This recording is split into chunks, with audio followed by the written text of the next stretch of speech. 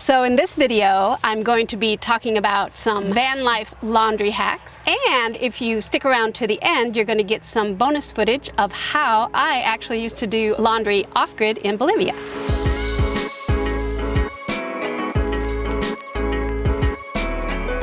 And before I get started, I just wanted to give a shout out to my tiny red van fans on Patreon.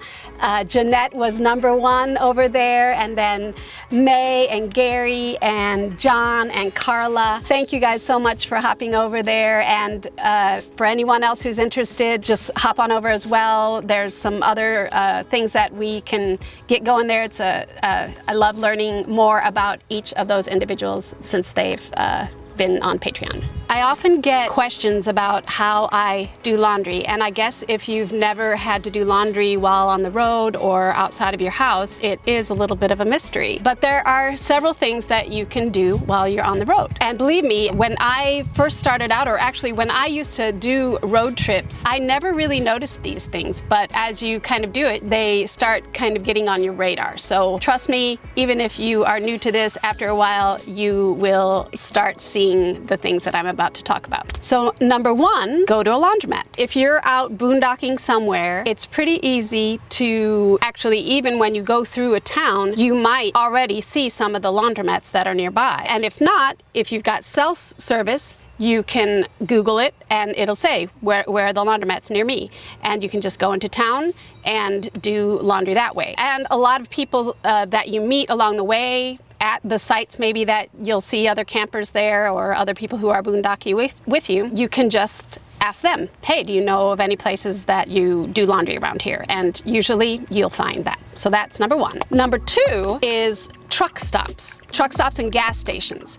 And this is where, like, if you are tuned into it, you will now begin to see them all the time when you're on the road. You'll be like, oh, there's a laundromat in that truck stop, which I never had seen before. When I was just filling up on gas or going in to use the restroom, I never realized that these places existed. A lot of times for truckers, because they basically live on the road long before we really did it recreationally. We have people who are driving these trucks and they need places to shower and clean places to do laundry. So you'll see a little bit of that footage in here where I have seen them along the way, and that is #2 way to be able to do laundry. And #3 is you can check into a campground, or if you're feeling fancy, you can check into a hotel that has laundry facilities. A lot of them may not have public laundry facilities, so you'd have to pay extra to do that. But campgrounds, a lot of times, they will have some laundry facilities, which will show you what some of those look like.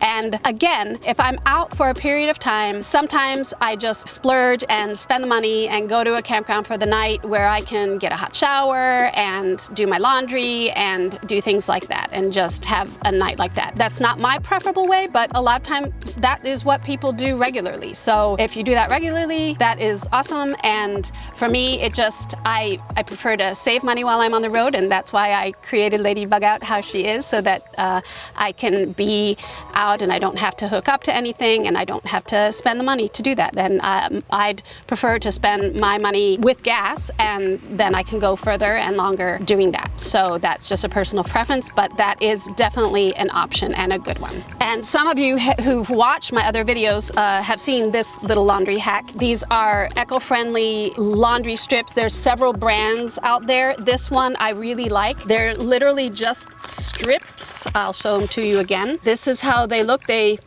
feel maybe a little spongy, but you just rip them like this, throw one of these in with your clothes, and it breaks down and it does its trick, and then that is how you do it.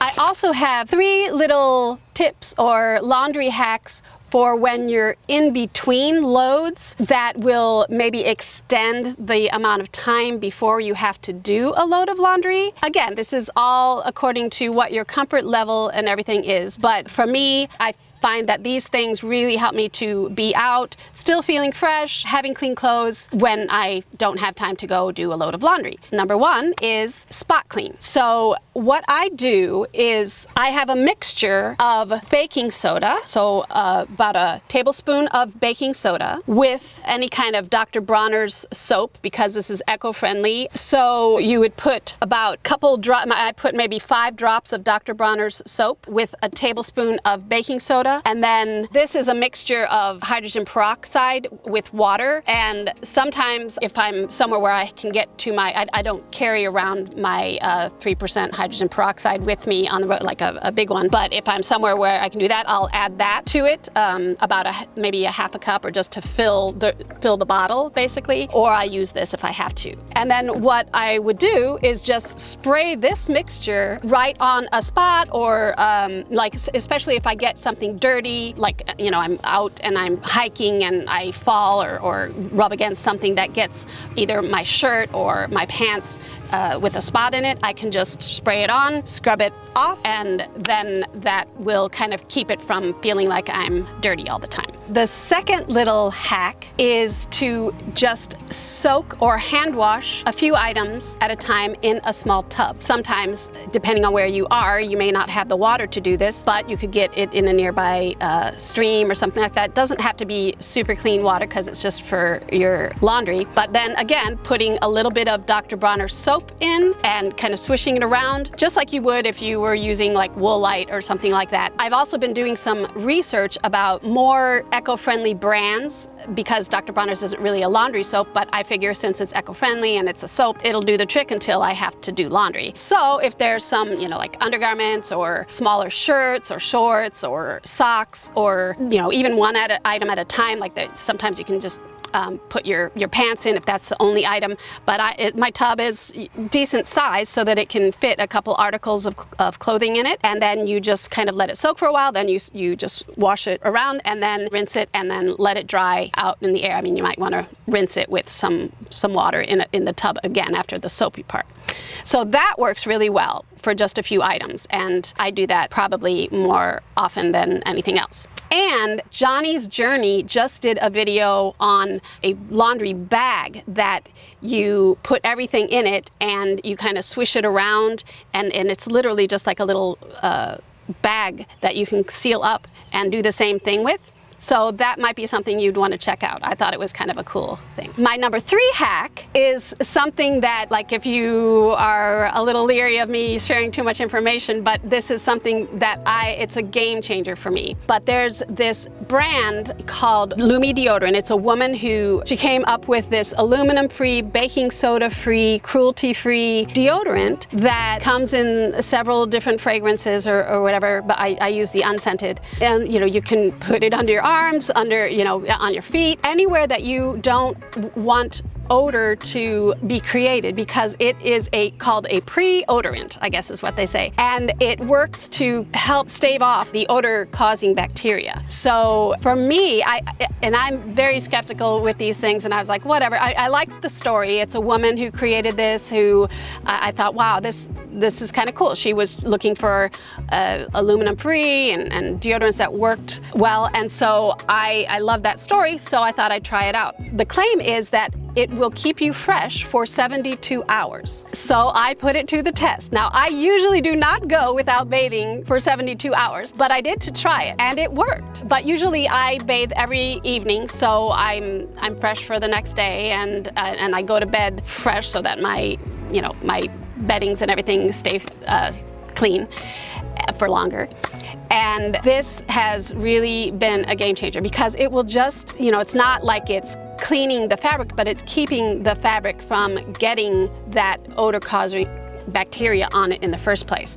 And so it's a genius concept. I use it while I'm out and about. I think it's brilliant, and I would highly recommend it. Again, not something that I would go 72 hours all the time to do that, but if you have to, it's a game changer. And it, for me, keeps my clothes feeling like they're fresher for longer in between laundry runs. So those are my 3 laundry tips hacks for when you are not able to make a laundry run, and I hope they're very useful to you. So now, drum roll please, a segment that some of you have been waiting for a long time. It will be my footage of Bolivia, and since I was doing this laundry segment, I thought what better way to start than to show how I used to do laundry off-grid in Bolivia. And so here, so do not judge. I am basically having the same hair and wearing a very funny looking dress, but it was the best way that I basically had 3 dresses. Talk about doing laundry, and the reason that I only had 3 dresses is because I would wash one, change it, wash it. So that was the way that I got around having to do a lot of laundry by hand. I'm doing laundry. This is how we do laundry here. I have to fill up water. And so the well that I'm going to is what is called a not entire pulley with PVC. And this particular well is only 15 feet deep. You want to go really low though if you're going to want it for drinking. So there was another well that was dug in the community center where everybody could go and get water for drinking. And so basically the idea was I had a plastic bin and then I had this wooden bin, but it was a nice bigger wooden structure that I could kind of have a kind of clean water and then the dirty water or soapy water. Do you ever complain again about doing laundry? Because watch what we have to do. First, here's the soap. ABC. Or ABC as we say. And so, yeah, the soap, there were basically 2 types of laundry soap that the locals would use. It was the only thing available. They had what they called warmi soap, which is woman actually in Quechua. But it was just a big block of soap, kind of like what you see now, just ash and lime basically. Or they had these crystallized, like a powdered version of that. And so that's what you see me kind of using now. It just at the time smelled better, so I would put that in every so often. I'll do my dress.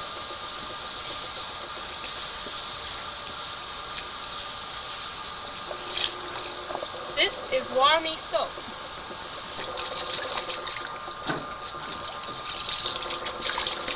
And then, where is it? Here it is. Take the scrub brush. And so, yeah, so you'll see me with a scrub brush, and basically that is what I learned from the women.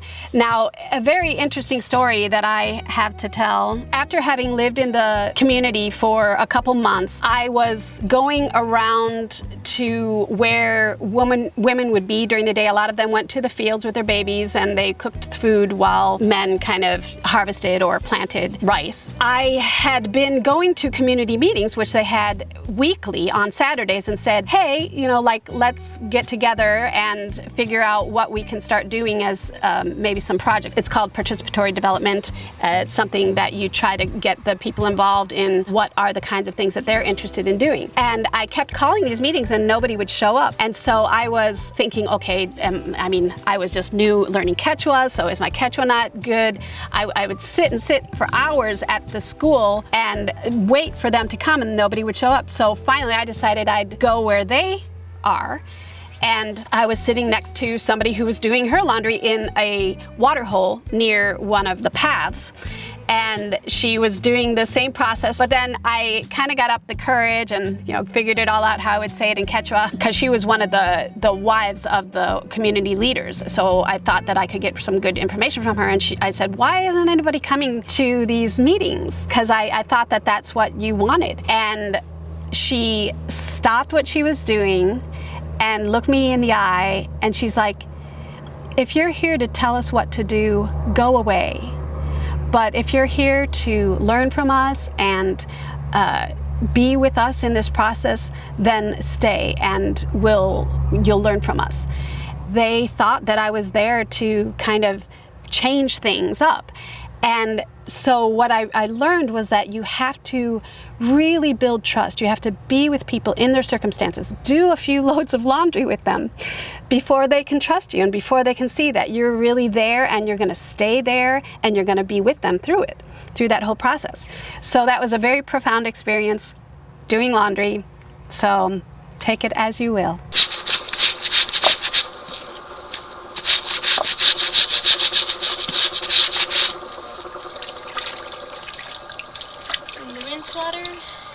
Yeah, and so you'll see that basically one bin was the soapy water, one bin was the rinse water. You rinse it out, and then you twist it, and then you're done with it. And wring it out. I look like I'm a professional, don't I? I had good, strong arms back then. Right. Grab some clothespins. Come over to the line.